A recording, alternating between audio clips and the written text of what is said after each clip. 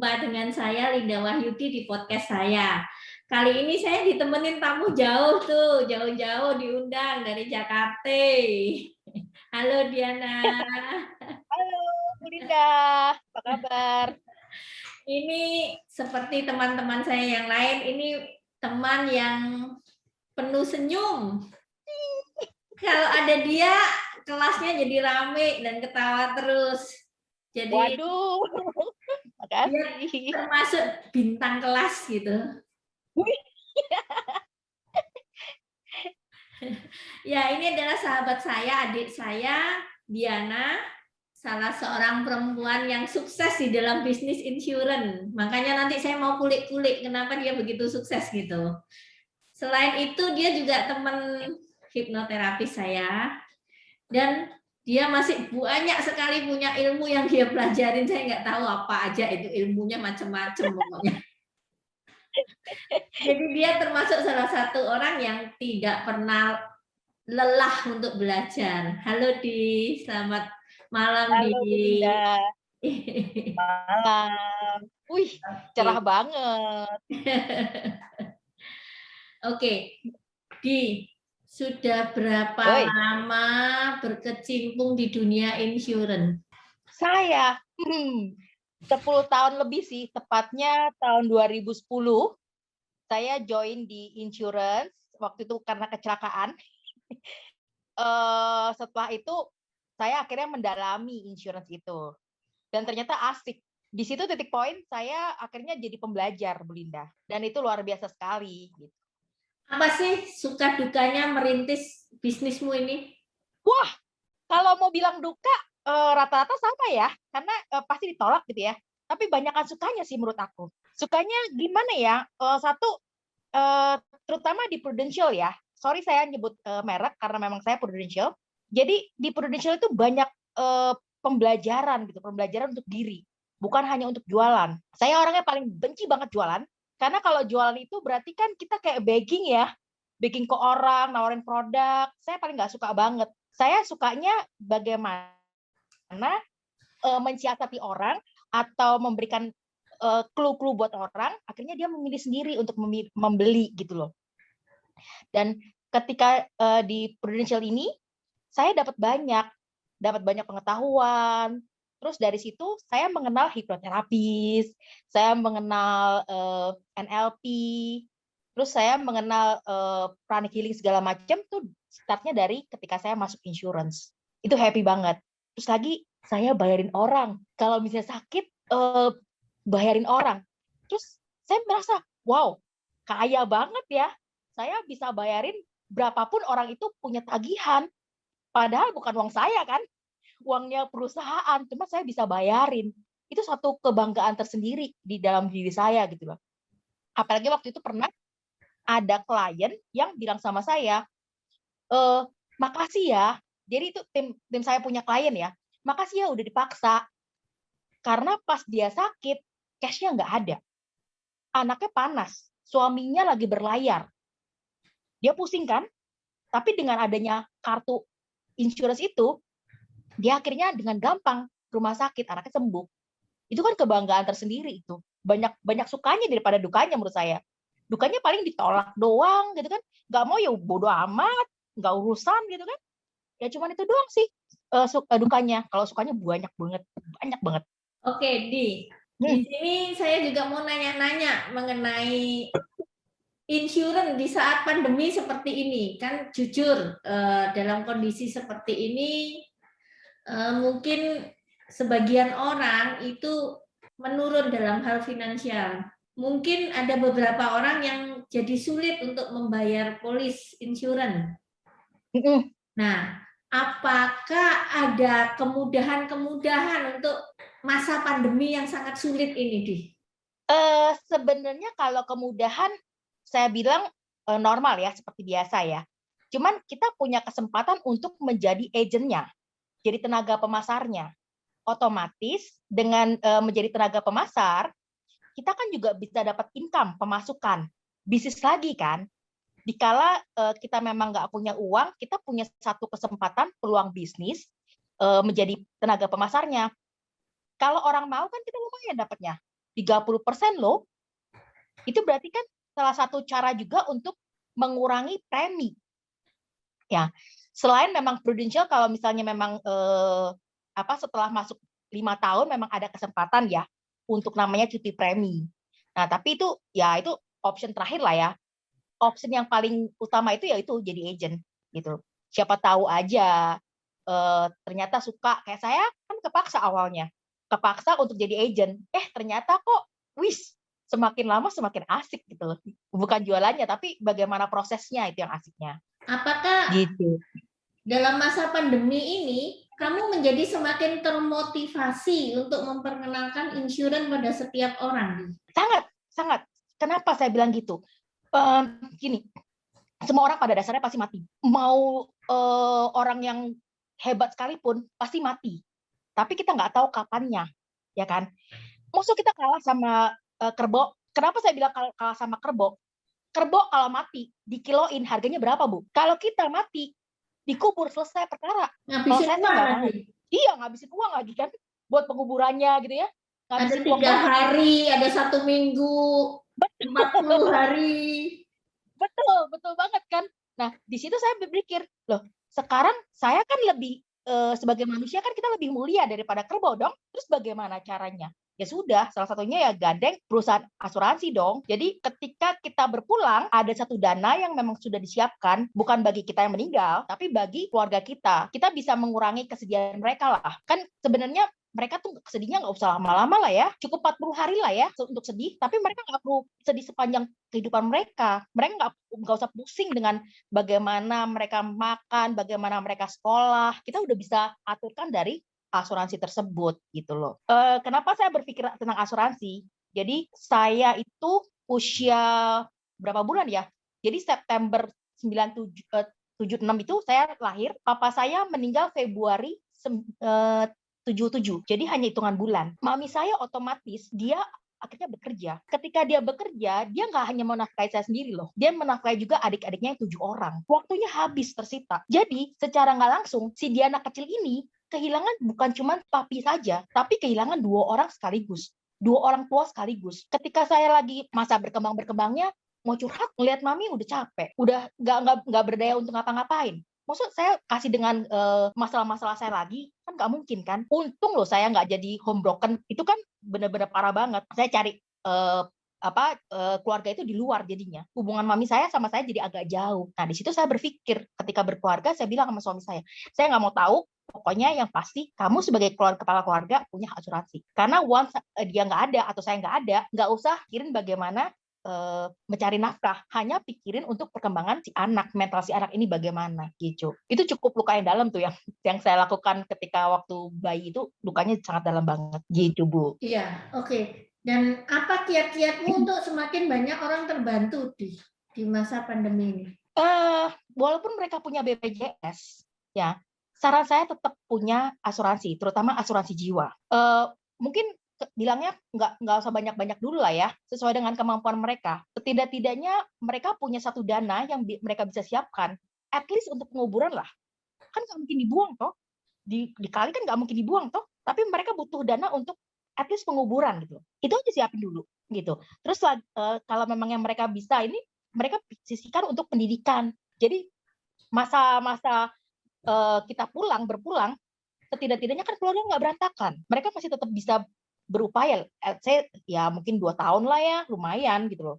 Daripada begitu nggak ada, apakah kita akan membawa semua keluarga kita masuk ke dalam kubur juga? Kan enggak. Kita mau mereka survive untuk hidup. Salah satunya yaitu kasih mereka pijakan. Ya mungkin orang bilang, kan saya udah siapin harta. Iya, kalau misalnya pas kita meninggal, kita kasih waris ya. Tapi waris pun juga nggak menyelesaikan masalah loh. Pas mereka butuh benar-benar uang cash, jualnya harga berapa? BO harga pasti turun kan? Turun drastis. Belum lagi uang pindah nama, terus uang macam-macam, uang pajak lah segala macam. Akhirnya dapatnya juga dikit juga. Dan nggak cepet dong, nggak instan. Tapi kalau insurance, itu instan gitu.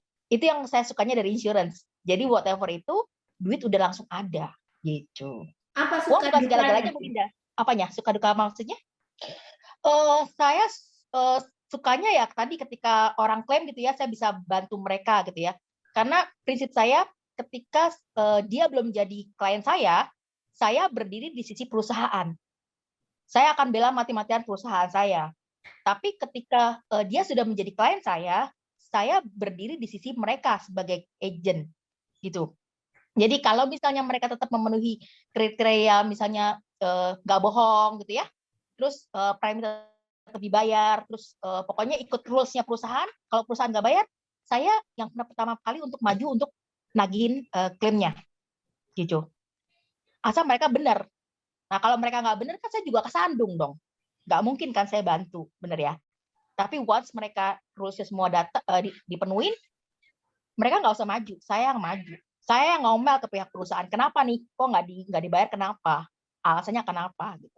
Pernah tuh waktu itu masih pertama kali, saya masih bodoh-bodohnya tuh. Satu ditolak, saya penasaran nih orang kenapa ditolak? Semua bener. Saya benar-benar, aduh gimana ya caranya ya? Akhirnya dokumen itu saya bawa kemana-mana, saya tanyain ke senior-senior saya. Bolak-balik, akhirnya tembus. Wah, itu kesenangan luar biasa. Si kliennya marah-marah udah pasti kan, karena lama kan. Tapi ya mau gimana? Satu, saya juga waktu itu masih baru. Kedua, regulasinya saya mesti tahu dulu dong, gitu. Dan ternyata tembus, dan dia senang banget. Walaupun udah marah-marah juga, gitu. Ya kita sebagai agen asuransi nggak enaknya ya kita dimarahin ya klien ya, karena klien maunya instan. Bayarnya lama, tapi pas klaim maunya instan. Wah, itu kan kacau juga ya. Ya, tapi ya udahlah, whatever, emang itu udah haknya dia. Gitu. Kalau dukanya apa, Di? Dukanya kalau seandainya saya kalah. Jadi waktu itu pernah ada satu klien, calon klien sih tepatnya, dia mau beli insurance. Cuman dia nggak ngomong sama saya kalau misalnya dia ada masalah dengan keuangan. Gitu loh. Dia bilang nanti ya, oke gitu. Pas dia mau beli, ternyata dia meninggal duluan. Dan saya baru tahu. Di situ saya merasa, aduh, kenapa dia nggak ngomong gitu loh. Kalau dia ngomong, mungkin saya cari cara. Mungkin bisa saya pinjemin dulu, atau mungkin jadi agent, jadi dia ada 30% atau gimana. Dia nggak ngomong gitu loh. Dia udah meninggal duluan. Di situ saya bilang, aduh, saya nggak boleh kayak gini lagi. Saya nggak boleh kalah. Saya boleh ditolak, tapi saya nggak boleh kalah. Yang hanya bisa menolak saya adalah ketika dia sudah sakit. Selama dia masih sehat, walaupun dia bilang saya nggak mau, saya nggak punya uang, itu bagi saya itu bukan penolakan. Penolakan adalah ketika dia sudah benar-benar sakit, critical illness misalnya. Wah, udah saya nggak bisa ngapa-ngapain. Karena pasti perusahaan asuransi juga nolak, kan? Gitu. Pokoknya isinya selama saya punya nyawa di badan saya, saya akan fight untuk mereka punya asuransi. Gitu aja sih, Bu. Nah, sukanya apa? Sukanya ya tadi. Ya selain yang tadi itu, ada juga bonus-bonus atau apa gitu. Oh iya. Tahun pertama saya dapat MDRT, Bu. MDRT itu kumpulan seluruh agent-agent di seluruh dunia kumpul di satu tempat itu untuk merayakan partinya di sana. Di sana belajar lagi. Saya kan hobi banget belajar. Di situ juga saya juga bisa merasakan vibrasinya yang berbeda. Vibrasi tulus. Vibrasi bukan cuma cari uang sudah. Tapi vibrasi untuk bagaimana memastikan bahwa keluarga-keluarga yang mereka tinggalkan gitu ya, itu menjadi sejahtera gitu. Sedangkan kalau agent baru mungkin kan nyarinya komisi gitu ya. Tapi di sana enggak. Mereka ngomongnya udah bukan uang lagi. Mereka ngomongnya misinya. Gitu loh. Itu enak banget, Bu. Aduh, vibrasinya kangen saya banget di situ. Sudah 3 tahun saya MDRT, dan kalau 10 tahun saya berarti lifetime. Itu tujuan saya. Jadi saya mau lifetime MDRT. Karena vibrasinya yang nggak bisa saya dapat. Itu luar biasa banget. Gitu. Kalau kamu disuruh memotivasi anak-anak muda supaya, kan banyak anak muda yang lulus bingung mau kerja apa. Nah, kalau kamu suruh memotivasi, misalnya ada anak muda 10 gitu lagi bingung gitu, kamu akan ngomong apa, Di? Pertama, kenapa nggak dicoba untuk insurance agent? Satu, nggak ada modal. Ya modal ada sih ya, modal kecil lah ya. Kayak misalnya telepon, pulsa telepon, terus kan makan, minum, jalan dari satu tempat ke tempat lain itu modal. Tapi kan kita kerja pun juga modal itu juga tetap ada. Dan bagi anak-anak muda yang notabene belum tahu ngapain buat bisnis, menurut saya. Kalau buat bisnis sendiri, misalnya let's say mau buat apa? Kafe kecil-kecilan gitu ya. Satu, sewa ruko berapa? Terus belum makanannya segala macam disiapinnya berapa? Ya kan? Itu udah modal yang mungkin hilang gitu loh. Tapi kalau bisnis ini itu bisa dilakukan ya coba berhadiahlah menurut saya, dan kebanyakan hadiahnya sih kalau misalnya memang benar-benar dijalanin ya. Itu banyakan hadiahnya gitu. Closing berapa dapat hadiah. Apalagi sekarang nih benar-benar gila banget. Perusahaan itu memberikan kita tuh perlindungannya banyak banget, bukan cuma uang loh ya. Perlindungannya banyak banget gitu loh. Dari asuransinya sendiri kita dilindungin banyak banget. Jadi kan asik gitu loh. Jadi kenapa mesti nggak coba? Notabene juga modalnya kecil. Kalau seandainya nggak jalan, nothing to lose. So why not trying? At least kalau seandainya coba di bisnis ini, setidaknya kita tahu kita butuh asuransi seperti apa sih. Jadi nggak dibohongin tuh sama agen-agen di luar sana, gitu kan? Kalau agen-agen orang lain mungkin atau agen lain mungkin pikirannya kan, oke, gue mau dapat komisi sekian, produk yang gue kasih lo sekian. Belum tentu produk yang diaturin itu sesuai dengan kebutuhan kan. Tapi kalau dengan join di bisnis ini, pelajari sendiri asuransi yang dipunya, kan cocok, tahu asuransinya apa. Dan ya tadi kita bisa mainin budgetnya. Budget sekian, dapatnya apa yang maksimal gitu. Terus bisa di-upgrade, lumayan kan? Kalau saya sih awal-awalnya gitu dulu. Gitu. Dan insurance ini kan memang kebutuhan setiap orang, Di. Betul. Selama adanya kelahiran dan kematian, perusahaan insurance pasti berdiri. Gitu. Sama kayak makanan. Selama masih ada kebutuhan untuk makan, restoran segala macam berkembang terus kan. Tapi sekarang kalau misalnya restoran kan berarti enak-enakan mana. Kalau insurance ini kan kita nggak perlu pusing. Semua udah disediain perusahaan. Tinggal kita cari aja perusahaan mana yang kita nyaman. Kalau saya kebetulan saya nyamannya di Prudential. Tapi kalau memang ternyata nggak nyaman di Prudential, nggak apa-apa, cari aja. Banyak kok. Pilih aja 3 yang terbesar yang keuangannya tuh nomor 1. Gitu. Karena kalau misalnya kita cari yang asal-asalan, ya klaimnya gimana ya? Karena kan asuransi bukan jangka pendek, tapi jangka panjang gitu.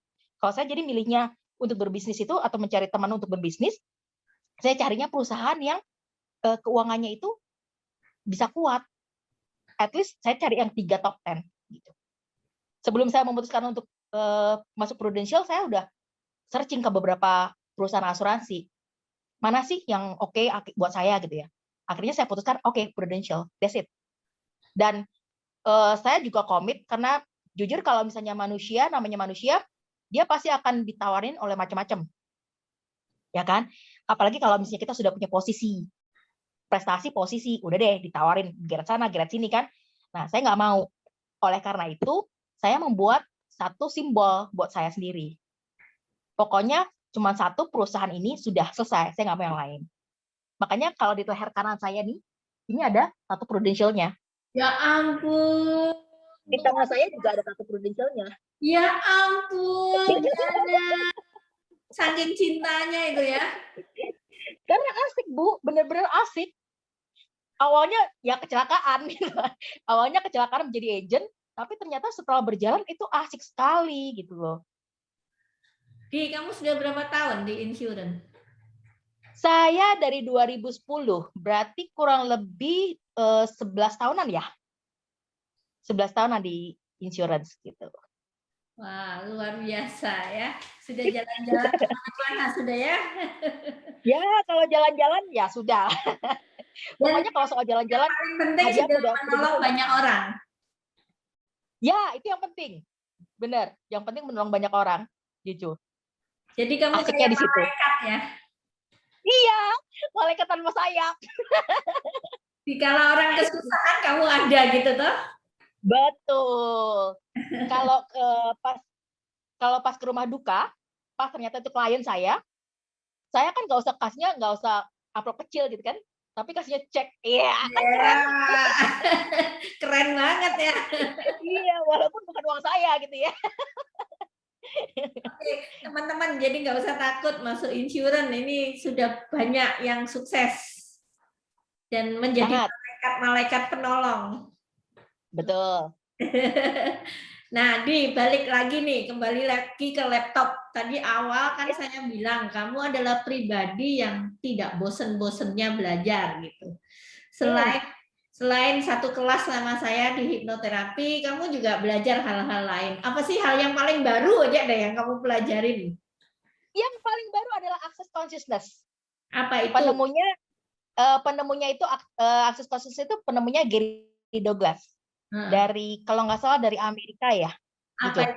Apa itu? Ini mengenai diri kita dan mengenai bagaimana kita menjadi lebih baik dari hari ke hari. Di sini saya lebih belajar ke bagaimana saya mengelola diri saya untuk tidak adanya judgement, terus mengeliminasi namanya khawatir, gitu loh. Karena kalau misalnya kita selalu judgement sama orang, belum-belum kita udah judgement. Berarti kita melimit dong, melimit kehidupan kita. Padahal kehidupan kita tuh unlimited, gitu loh. Jadi buat apa? Nah, di akses consciousness ini benar-benar diajarin bagaimana kita mengeliminasi semua kekurangan dalam diri kita. Dibuka-bukain tuh selubung-selubung yang nggak penting-penting dalam tubuh kita tuh dibuka-bukain semua gitu. Ada cara-caranya, ada step-stepnya. Dan yang paling asik kalau misalnya saya lagi kemerungsung, lagi aduh kepala pusing banget, terus pengennya marah, terus khawatir nggak terkendali, itu ada yang namanya bars. Kita cuma posisinya cuma tidur, disentuh 32 titik di kepala, hilang. Asik banget. Tapi bukan Makanya saya, kepalanya yang hilang loh. oh enggak, kepalanya masih utuh. Dan saya lebih suka ini kenapa? Karena yang namanya LOE itu lebih cepat. Saya lagi mikir, klien datang. Kemarin lucu banget. Saya bilang sama Effendi gini, Fen, gue mau MDRT, tapi pandemi. Gimana ya caranya ya? Wah, bingung kan? Tapi kita kalau misalnya hanya berhenti di kata bingung, kita nggak buka possibility. Terus akhirnya saya bilang gini, oke, what is possible? How does get any better than this?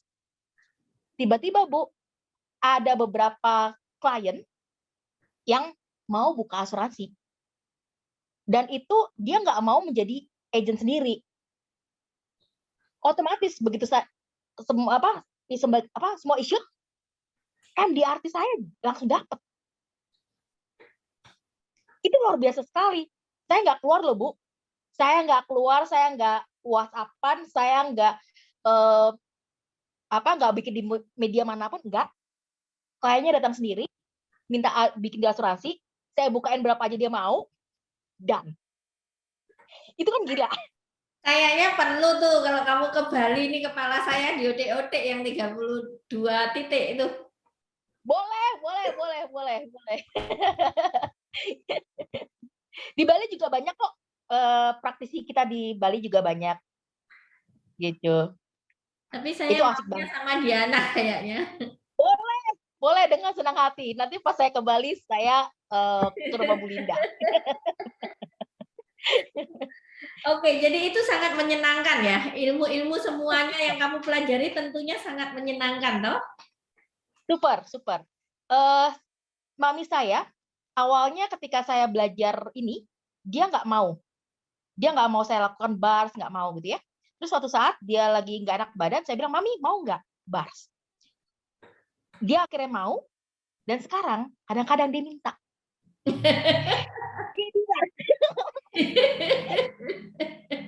Berapa bulan kemarin ini, 1 atau 2 bulan kemarin itu saya agak drop gitu ya.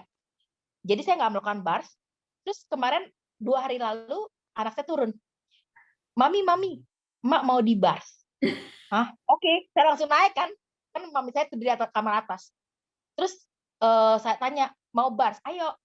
Emang kenapa? Mami saya nanya, Loh, katanya mau bars. Loh, kamu tahu dari mana? Dari Dama. Loh, dia itu pasti dengerin. Emang Mami ngomong apa? Saya bilang gitu. Mami ngomong, selama di bar sama mamimu, Mami tekanan darah apa tekanan gula darahnya itu turun.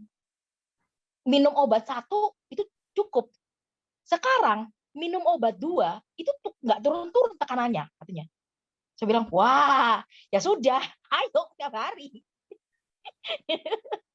Jadi saya bisa buat eksperimen untuk ya ibaratnya bantu healing lah ya, gitu. Terus anak saya juga yang kecil, si Dama itu bilang gini, Mami, lagi ngapain? Enggak, lagi nyantai aja. Emang kenapa? Correction vision dong. Itu ada satu bagian juga kan di akses itu. Akhirnya dia lakukan correction vision karena dia pengen nggak pakai kacamata, gitu. Padahal waktu pertama-tamanya, waduh, disuruh amit-amit deh, berantem karena dia minta sendiri. Luar biasa di pengalamanmu, Di. Jadi Asik belajar banget. belajar nggak pernah capek ya, Di? Nggak pernah, karena bagi saya ketika saya berhenti belajar berarti saya memutuskan untuk meninggal. Karena kan kehidupan itu belajar. Jadi terus Even dari anak nambah kecil ilmu, pun. terus nambah ilmu. Betul. Apapun itu saya tambah, gitu. Karena itu asik banget. Soalnya Dan saya saling tahu di kelas hipnoterapi juga kamu ikut, ini ikut, ada itu ikut. Saya pikir ini anak semangat sekali. ya karena semua itu sebenarnya ada benang merahnya dan saling menunjang, gitu. Ilmu di dunia itu semua saling ada paralelnya. Jadi kalau seandainya saya putus salah satu, saya nggak ikutin, berarti ada hal yang saya nggak jelas gitu loh. Pertama kali waktu masuk hipnoterapi, saya pikir, aduh, ini kok berat banget ya ilmunya gitu loh. Akhirnya saya mikir, oke, apa lagi ya yang saya bisa pelajarin untuk melengkapi hipnoterapi ini, apalagi? Akhirnya ketemu yang namanya NLP. Lumayan, akhirnya saya bisa membawa hipnosis dengan baik kan, karena kan kata-kata kan. Ternyata begitu habis itu, wah, ternyata ada energi. Wah, belajar lagi tuh. Jadi nggak ada habisnya, semua saling menunjang. Itu asik banget. Saya malah NLP duluan. 5 Ah, tahun kemudian baru ketemu hipnoterapi. nah itu mungkin lebih asik kali Bu ya. Kalau misalnya tahu NLP duluan, baru hipnoterapi lebih asik ya. Karena itu kan kata-katanya disusun berdasarkan NLP juga gitu loh. Ya, nah terakhir nih, misalnya kamu dikasih kesempatan ngomong sama banyak orang nih tentang hidup, tentang karir, tentang apa aja lah. Apa sih yang ingin kamu katakan pada mereka gitu? Cuma satu kata, be ourselves, be you. Jadilah diri sendiri. Karena berapa banyak dari kita yang benar-benar menjadi diri kita sendiri sih? Banyak hanya melakukan ini karena orang lain, karena orang tua lah, karena suami lah, karena anak lah. Tapi berapa banyak yang benar-benar menjadi be you, menjadi diri sendiri. Kita kerja setengah mati, sebenarnya nggak perlu loh, kalau tahu caranya. Gimana caranya buat diri kita happy? Karena begitu kita happy, begitu diri kita joy, ya, namanya uang itu mengikutin. Saya sudah praktekkan, ketika saya merasa kemerungsung, uang tuh kayaknya lari jauh dari saya. Tapi ketika saya merasa happy, merasa semua ini indah, gitu kan, semua bersyukur, saya nggak minta uang pun datang sama saya. Jadi saya mikir, wow, money follow joy. Dan kebetulan di akses selalu dibilang, money follow joy, bukan joy follow money. Gitu. Jadi saya pikir, ya udah, kalau gitu saya nggak perlu membuat orang lain bahagia, karena kalau membuat orang lain bahagia, ukurannya seperti apa kan nggak tahu, terlalu besar. Tapi kalau misalnya membuat diri saya bahagia, saya kan tahu ukurannya. Yang menetapkan kan saya sendiri. Jadi ya sudah, saya sekarang ini kalau memangnya diperkenankan, mengajak teman-teman semua untuk yuk bahagiakan diri sendiri dulu. Kalau kita bahagia, otomatis kita bisa memberikan kebahagiaan itu bagi orang lain. Tapi kalau kita sendiri nggak bahagia, bagaimana kita bisa sharing buat orang lain? Ibaratnya gelas, kalau gelas kita penuh, kita bisa bagi sama orang lain. Tapi kalau misalnya kosong, bagaimana kita bisa kasih airnya? Nggak mungkin kan? Jadi, penuhilah diri kita dulu dengan kebahagiaan. Otomatis kok itu bahagia akan meludak ke buat orang lain. Gitu, Bu Linda. Juga untuk kehidupan yang lebih baik ya ke depan. Iya, otomatis. Karena ketika kita bahagia, otomatis kehidupan yang lebih baik itu datang semuanya. Gitu. Yang namanya vibrasi kita bahagia itu kan kita mengundang vibrasi yang sejenis ya. Kalau kita sendiri bahagia, kita akan mengundang orang-orang yang bahagia juga. Gitu. Tapi kalau coba deh, satu harian ini kita kemerungsung. Akhirnya kita ngundang apa? Orang-orang yang sama-sama kemerungsung, kita ngundang masalah, kita ngundang hal-hal yang sedih. Tapi kalau kita putuskan, enggak, gue nggak mau, hari ini gue mau benar-benar mau bahagia. Kita putuskan untuk bahagia, kita memilih untuk bahagia, hal yang kita dapat juga selalu yang bahagia gitu. Tiba-tiba dapat lotre lah, tiba-tiba ketemu si inilah, tiba-tiba diajakin makan. Saya kadang-kadang bingung, ada teman gitu ya, kirimin makanan. Aku nggak pesen loh, dikirimin. Pernah, saya nggak tahu siapa yang kirimin. Di meja gitu ada makanan, ternyata dari Medan dikiriminnya. Jadi pikir, oke, berarti kalau saya bahagia, uang itu datang pada saya dalam berbagai bentuknya. Makanan itu kan juga termasuk uang kan? Jadi saya putuskan ya udah, kenapa mesti saya jengkel, benci segala macam, buat apa? Nggak ada gunanya. Be happy aja sudah. Gitu, Bu. Be happy, be you, Bu. Saya selalu pesan sama anak-anak muda juga. Kalau kalian ingin anak kalian sukses, maka jadilah orang tua yang bahagia. Betul. Otomatis mereka meniru. Ketika kita bahagia, anak-anak pasti juga bahagia. Oke.